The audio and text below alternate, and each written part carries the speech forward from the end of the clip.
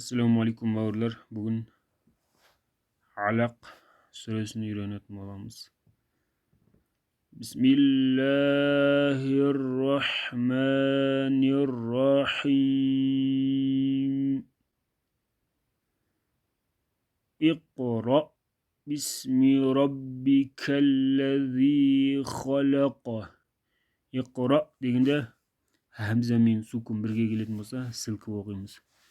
Сол жерде жақсылап оқыңыздар. Иқра бисми.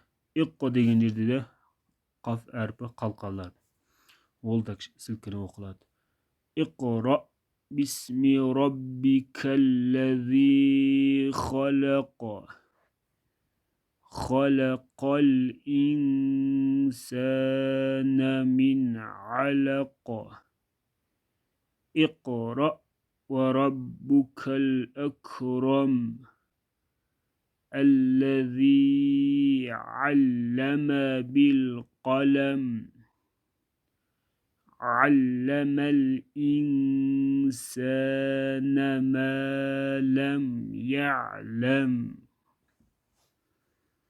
كلا إن الإنسان ليطغى. Üstündeki ерек сызықтар 6 әліп мөлшерінде созылады. Соны жақсылап созыңыздар. Ар-рааһу стағна. Инна иля раббикар рудж'a.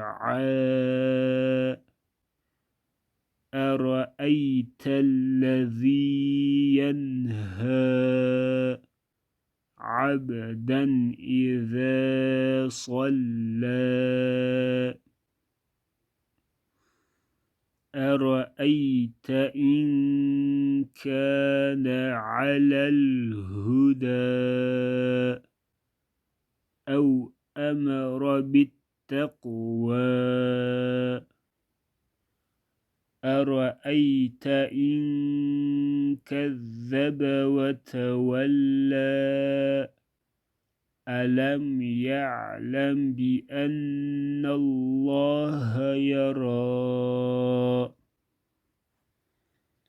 كلا لئن لم ينته لنسفعا بالناصية ناصية كاذبة خاطية فليدع ناديه سندع الزبانية كلا لا تطعه واسجد واقترب